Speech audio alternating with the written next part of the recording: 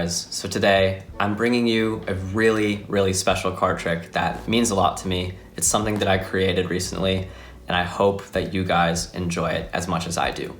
So before I begin, I would like to explain that I don't actually have any spectators with me at the moment, but if I did, I would love to have one spectator on my right and one on my left, and it would be ideal if these two spectators were complete strangers. They're not family, they're not friends, they do not know each other whatsoever. This will make a lot more sense when I explain what this trick is all about. So what is this trick about, you might ask? Well, as you know, magic is very important to me. It's a very important part of my life. And one of the most important things about it, in my opinion, is its ability to bring people together.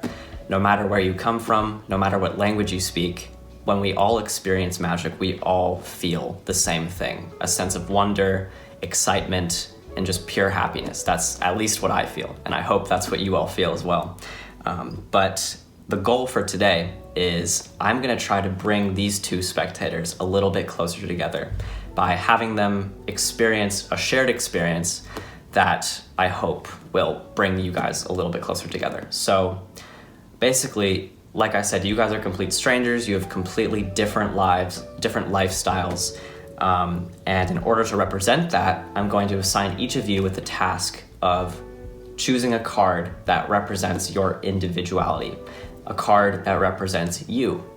And like I said, because you guys are so different from each other, I would like you guys to choose two cards that are complete opposites, essentially. So one of you will be choosing a red card, the other one a black card.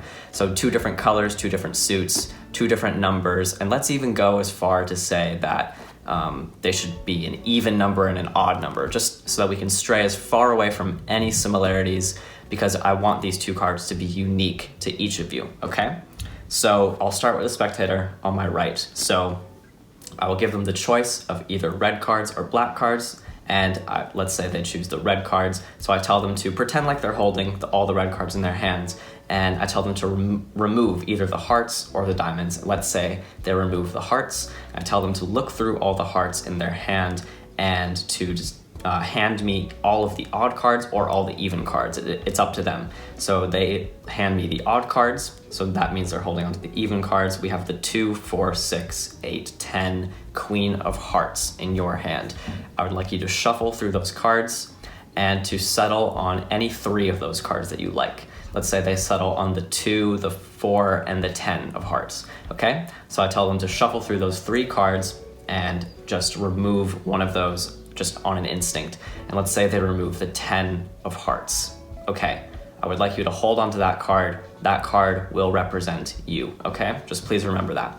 So now I turn over to the second spectator, and like I said, these two cards have to be complete opposites from each other. So you had chosen a red even card. That's a heart, so I'd like you to choose a black card. That's an odd card. So you have the black cards, you can remove either the clubs or the spades. Let's say they remove the spades, and I tell them to look through, and we have all the odd spades here because they chose an even card. So we have the ace, 3, 5, 7, 9, jack, and a king of spades. I would like them to remove 3 of these cards. Let's say they remove the 3 of spades, the 7 of spades, and the jack of spades, okay? I tell them to shuffle through those 3, and then I tell them to remove one of those on an instinct, and let's say they remove the 3 of spades. And I say, perfect, please go ahead and hold on to that card. That card will represent you. So think about this. We have chosen the 10 of hearts and the 3 of spades. 2 completely different cards, 2 completely free choices. So like I said, this trick is about bringing people together. And I mean that literally, because this deck of cards has been sitting here on the table for the entire trick, right? I have not touched it, I have not gone anywhere near it. But if I were to tell you where your 2 cards are located in the deck, that would be pretty amazing, right? But I'll do better than that. I will just show you where they are. So this trick, like I said, is all about 2 strangers, 2 completely different lives, and my goal was to bring you guys together. If I spread through the cards over here, I hope that you guys will see something pretty amazing here. If we just look through the cards, and we locate your two selections, the 10 of hearts and the 3 of spades, are somehow right next to each other, because now you two have a shared experience and are inevitably together. And that is the trick. So I really hope that you guys enjoyed this one. It's definitely one of my new favorites, and I'm really excited to show you guys how it's done. So if you enjoyed this trick, be sure to stick around for the tutorial. All right guys, so here's the tutorial for the trick that you just saw.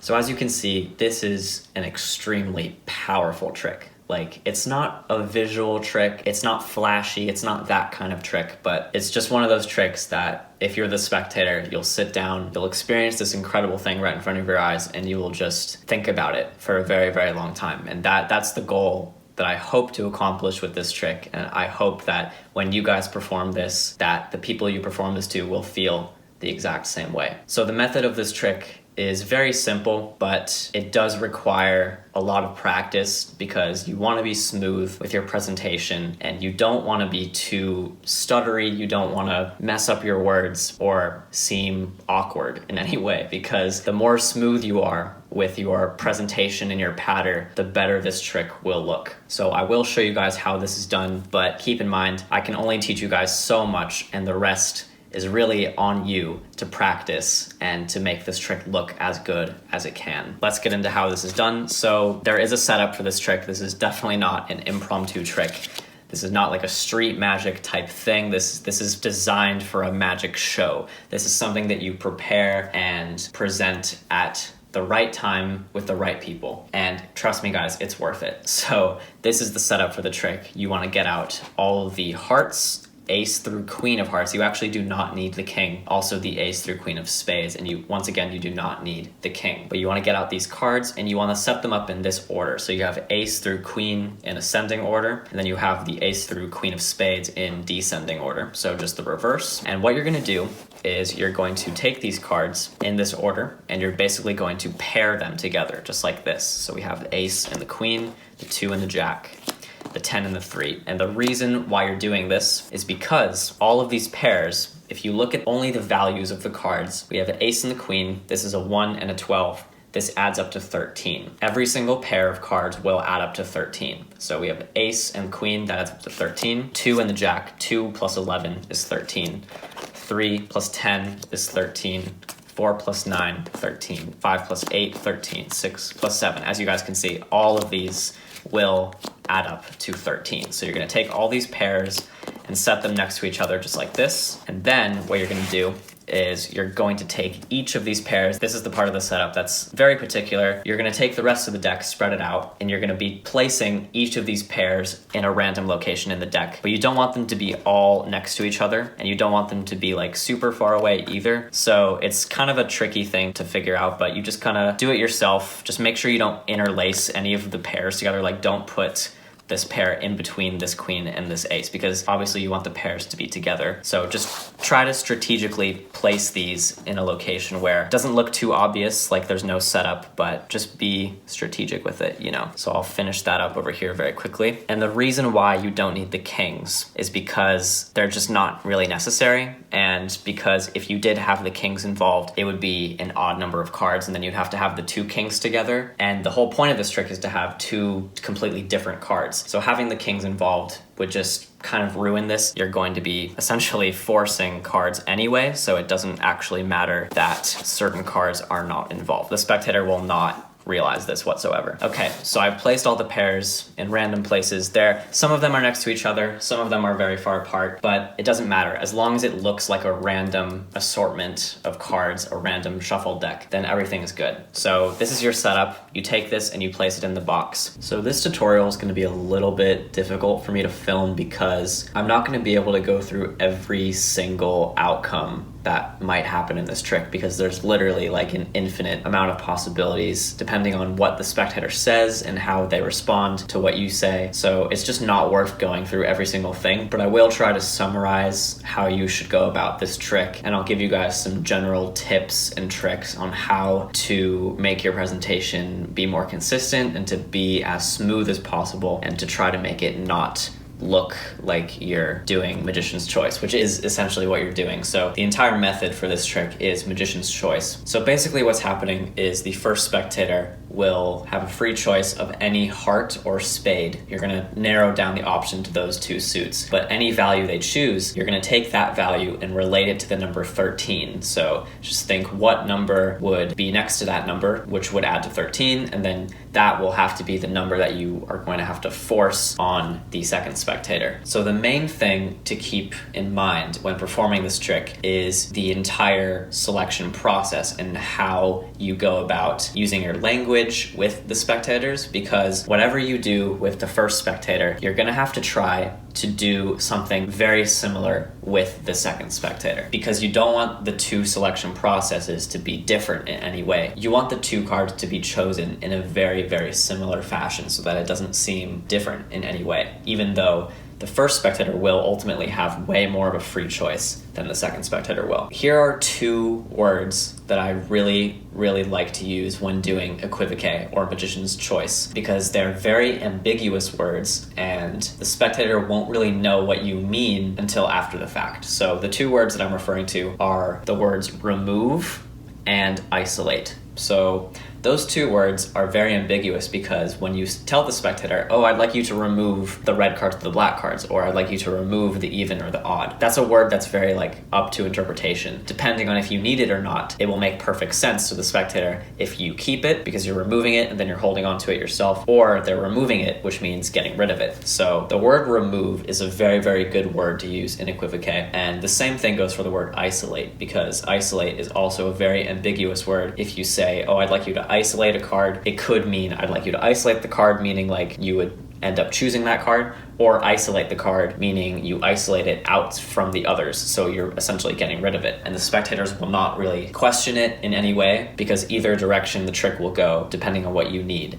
it will make perfect sense, and the spectators won't question it whatsoever. So like I said, I'm not going to be able to go through every single example because there are 12 different pairs in the deck, and the spectators, what they're gonna say, it's completely up to them. This entire trick is spectator dependent. So I'm not gonna go through every example, but I will just run through exactly what I did in the performance. So I gave the first spectator choice between red or black cards, and I pretended that they said red. If they had said black, then I would have had to force a spade on them. But if they said red, I will force a heart. And I do this by using the word remove. I tell them to, okay, take the red cards and I'd like you to remove either the hearts or the diamonds. And whichever one they tell me, I'm gonna change my response. So if they tell me hearts, then I say, okay, perfect. So take a look through all the hearts and you're gonna look through all the faces, and then that will be the suit that they choose, is the hearts. But if they tell me the diamonds, then I say, okay, perfect, we'll remove the diamonds, which leaves you with the hearts. So as you can see, both responses seem very fair, and it doesn't really seem like anything fishy is going on because the word remove is very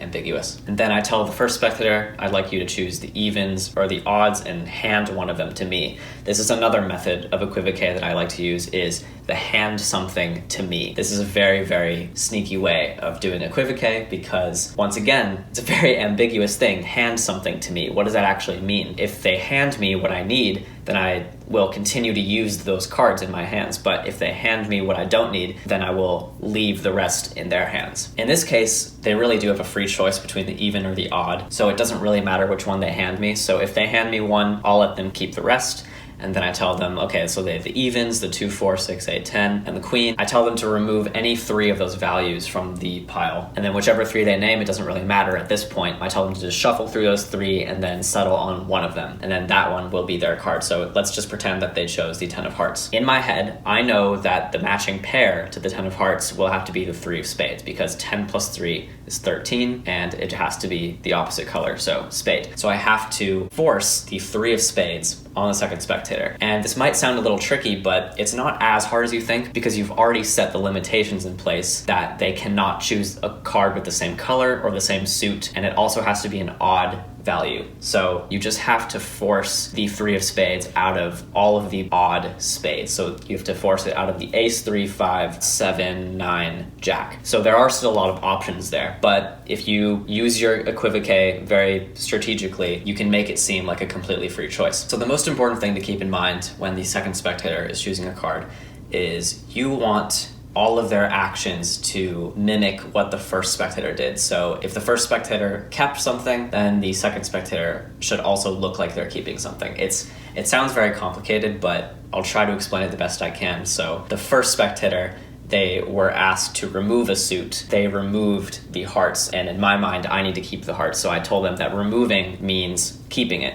So if I ask the second spectator to remove a suit and they remove the spades, then it will look very consistent. But if they say the clubs and I tell them to get rid of it, that might raise a red flag because I told the first spectator earlier that removing means keeping them. So maybe I can use a different word with the second spectator. I can say isolate instead. And this is why it's very good to have two or more terms when you're using Equivoque, because the more ambiguous your directions are, the less suspicious the spectators will be that you're forcing them. So if I use the word remove on the first spectator, I might use the word isolate on the second. And then maybe instead of the spectators handing something to me, then I would say place cards on the table or pretend like you're throwing cards in the air or something. It's really up to you what you guys want to actually say in replacement of these terms that I'm giving you here. I'm giving you some general ideas. But essentially, we have narrowed it down to the odd spades, and they have a choice between the ace, 3, 5, 7, 9, jack. So I asked them to name any three of those, and I'm hoping that they name the 3 of spades as one of those 3. But if they do not, I will tell them, okay, we'll get rid of those cards that you named. Then they'll only be left with the other 3 because there are 6 total cards. That means the 3 will be left, and then I tell them to just do the rest of the trick, shuffle the 3 that you have, and go ahead and place one of those on the table. And if they say the 3, then I end it there and I say, okay, that'll be your card. If they don't put the 3 down and they put one of the other ones down, and I say, okay, then shuffle the other 2 in your hand, and I'd like you to place one of those cards in my hand or something. And if they hand you the 3, then this will be the card. And if they hand you the other card, then you say, so there's one card left in your hand, right? Which is the 3 of spades. So that will be your card. So as you can see, whatever the spectator does, you're just gonna tailor the trick to fit whatever they're doing so that you will always end up on the cards that you need. I know this is a very, very like generalized tutorial, and it's very difficult for me to like explain this the best that I can, but I'm trying my best here, and I hope that you guys understand. It's really just a practice thing. You kind of just have to try this trick out and see what people are like, because Magician's Choice is a very tricky thing, but it really all comes down to how you present the trick and how smooth you are with your dialogue. Because if you're quick and if you're like, okay, just remove one, and then the spectator removes something and you have to like take a second to think about it, like should I keep it or should I get rid of it, then it seems fishy. You just want to be quick and smooth with it. You are completely in control of what's happening at all times. So they end up on the 10 of hearts and the 3 of spades, and then I tell them that this trick is all about bringing people together, and I mean that literally, because in this deck I haven't touched it and it would be pretty difficult for me to tell you the exact positions of the cards, but I'll do one better. I'll show you, and then I spread through the cards. And this goes for any pair that they choose. Literally any pair that they name, you will be able to show that the cards are next to each other. So if they choose these 2, they'll be next to each other. These will be next to each other. These will be next to each other. Any pair that they name, the trick will work. And they can look through the entire deck. I mean, there is a setup, but it's completely impossible to see if you don't know what you're looking for. So there's really nothing to hide here. You can spread through all the cards. You can say, yeah, everything's completely examinable. And yeah, that is essentially the trick. I know it's difficult for me to explain every single detail because you really are just gonna have to go out and try it. There's just an infinite amount of possibilities that can happen, but don't worry, in the end, if you practice this trick, you will get this outcome. You will end up on one of the pairs that you set up, and the spectators will be completely floored. And it's definitely worth the practice. It's a fantastic trick. So let me know what you guys think. I really hope you guys enjoyed this one, and see you guys next time. Bye.